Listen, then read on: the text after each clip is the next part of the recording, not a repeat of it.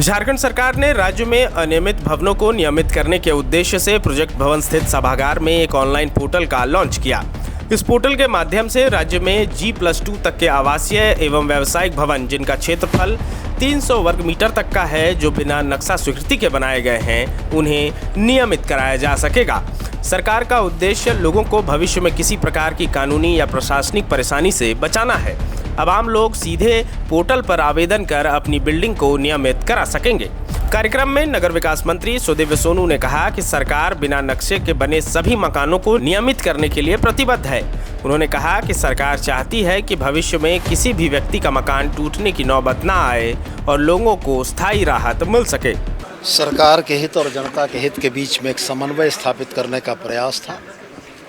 हम लोगों ने नियमितीकरण को अर्थोपार्जन का रास्ता नहीं बनाने का प्रयास किया।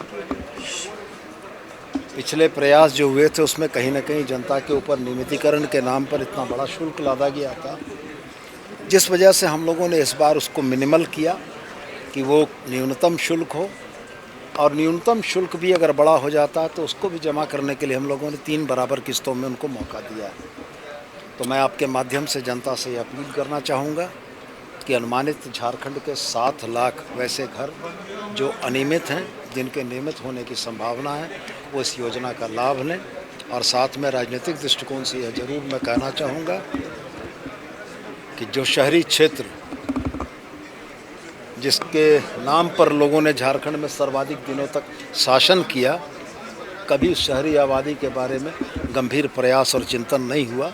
हेमंत सोरेन की सरकार ने समग्र झारखंड के स्वरूप में शहरी क्षेत्र के उन लोगों के बारे में भी गंभीरता से सोचा और उनको राहत देने का प्रयास किया, जहां हमें लगता है कि आने वाले दिनों में हमारे प्रति लोगों का लगाव और बढ़ेगा। सर, अन्य राज्यों में बुलडोजर चलाया जा रहा है और आप लोग उसमें भी राहत दे रहे हैं।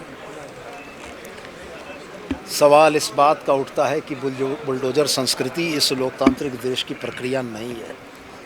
यह लोकतांत्रिक देश न्यायपालिका के माध्यम से अपने विवादों के समाधान का आदी रहा है।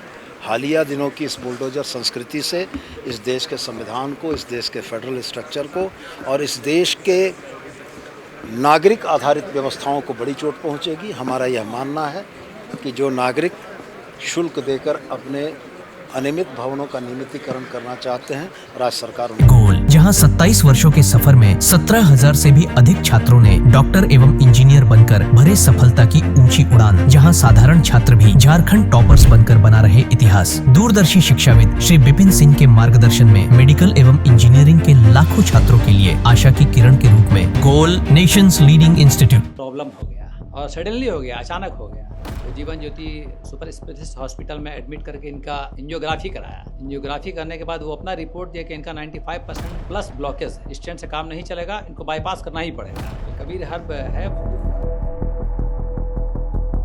जब यहाँ पहुँचे फर्स्ट टाइम में इनको दिखाया तो माशाल्लाह रिपोर्ट बहुत बढ़िया है। 1 सप्ताह अंग्रेजी दवा चलाना है, उसके बाद दवाई बंद कर देना है।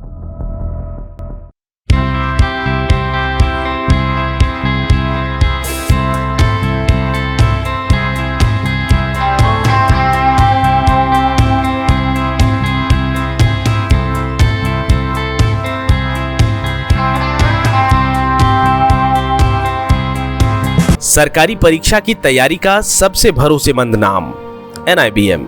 अच्छा कोचिंग ढूंढ रहे थे तो फिर गूगल में ही बताया कि यहाँ का रेटिंग भी बहुत अच्छा था। पुरुलिया से आए हैं यहाँ पर कोचिंग करने के लिए। NIBM के बारे में मेरे एक भैया हैं जो पिछले साल ही बैंकिंग यहीं से प्रिपरेशन किए और इस बार IBPS PO में सिलेक्शन लिए। मेरा अभी फाइनल सिलेक्शन हुआ है RRB PO में, उत्तर बिहार ग्रामीण बैंक में। मेरा फाइनल सिलेक्शन RRB PO में हुआ है। NIBM, thefollowup.in.